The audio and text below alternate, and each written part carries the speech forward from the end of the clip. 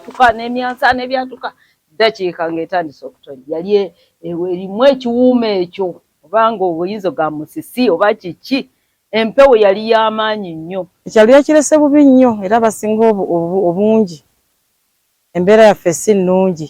Emmere tusuubira okumala ebbanga nga tulya ku ttooke emiti gyagudde kati nga bino ebifunku bwe biti ne bijja biggwa eno bwe biti bino ebyeno ne biggwa ebweru nga tuli mu kitengejje w'amazzi.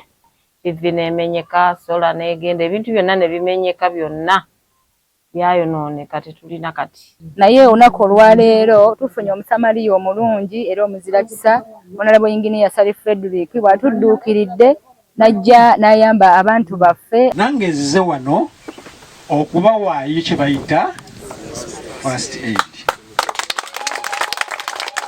Okubeera nti tebalina we basula basula bweru nendaba abantu ebifaananyi nga ndaba abaana basula bweru kyenva nasalawo nenzija nsobole okubawa ebintu bino mbadduukirire.